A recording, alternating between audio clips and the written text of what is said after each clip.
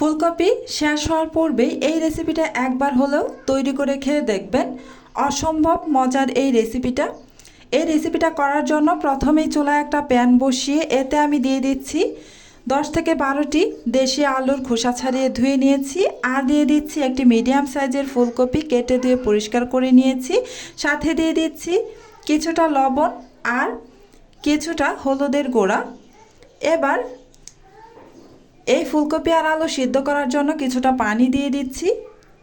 এখন নেড়েচেড়ে একটু মিশিয়ে নিব। মিশিয়ে না হয়ে গিয়েছে, এবার আমি ঢাকনা দিয়ে ডেকে এই ফুলকপি আর আলুটাকে খুব ভালোভাবে সিদ্ধ করে নিব।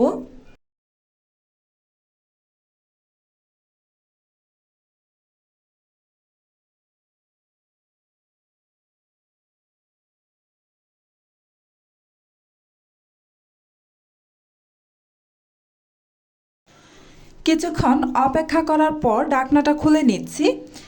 আমার ফুলকপি আর আলু সিদ্ধ হয়ে গিয়েছে আর পানিটাও শুকিয়ে গিয়েছে। এবার আমি এতে 2টি বড় সাইজের পাকা টমেটো, এক একটা টমেটোকে 4 ফালি করে কেটে তারপর দিয়ে দিলাম। দিয়ে একটু নেড়েচেড়ে মিশিয়ে নিয়ে এবার আমি এতে সামান্য একটু সয়াবিন তেল দিয়ে দিব। এবার একটু নেড়েচেড়ে মিশিয়ে নিয়ে ঢাকনা দিয়ে ডেকে অপেক্ষা করব টমেটো ভালোভাবে সিদ্ধ হয়ে যাওয়া পর্যন্ত, আর ফুলকপি আলু থেকে এক্সট্রা পানিটাও যেন শুকিয়ে যায়। কিছুক্ষণ পর ঢাকনাটা আবারও খুলে নিচ্ছি। এই যে দেখতেই পাচ্ছেন টমেটোগুলো সিদ্ধ হয়ে গলে গিয়েছে আর পানিটাও শুকিয়ে গিয়েছে। এবার আমি চুলা থেকে নামিয়ে নিব। চুলা থেকে নামানোর পূর্বে অবশ্যই খেয়াল রাখতে হবে টমেটো আলু ফুলকপির ভিতরে যেন এক্সট্রা কোনো পানি না থাকে, একেবারে শুকিয়ে যায়। এই তো এবার আমি একটি বাটিতে আগে থেকেই কিছু কাঁচামরিচ ভেজে তুলে রেখেছিলাম, সাথে 2টি কাঁচা পেঁয়াজ কুচি করে কেটে নিয়েছি। এবার কাঁচামরিচের মধ্যে স্বাদ মতো লবণ দিয়ে দিলাম। যেহেতু ফুলকপি আলুর মধ্যে লবণ দিয়েছিলাম সেই অনুপাতে এখানে পরিমাণ মতো লবণ দিতে হবে। এবার কাঁচামরিচগুলোকে আমি একটু ম্যাশ করে নিচ্ছি।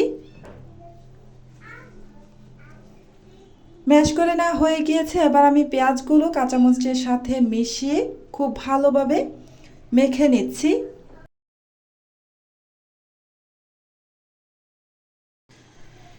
মেখে নেওয়া হয়ে গিয়েছে, এবার আমি এতে 1.5 টেবিল চামচ পরিমাণ সরিষার তেল দিয়ে আবারও একটু মিশিয়ে নিচ্ছি। মিশিয়ে নেওয়া হয়ে গিয়েছে, এবার আমি এতে ফুলকপি আলু টমেটো যে আমি সিদ্ধ করে রেখেছিলাম সেগুলো দিয়ে দিচ্ছি। এবার খুব ভালোভাবে হাতের সাহায্যে মেখে নিব।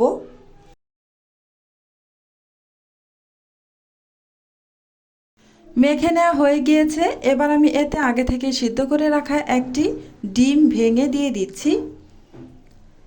ডিমটাকেও খুব ভালোভাবে ম্যাশ করে ফুলকপি আলুর সাথে মিশিয়ে নিব।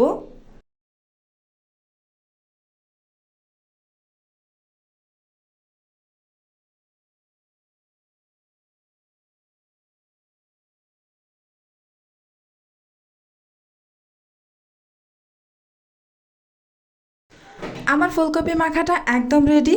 গরম গরম ভাতের সাথে এই ফুলকপি মাখা খেতে অসম্ভব মজা লাগে। আজকের মতো এখানেই বিদায় নিচ্ছি।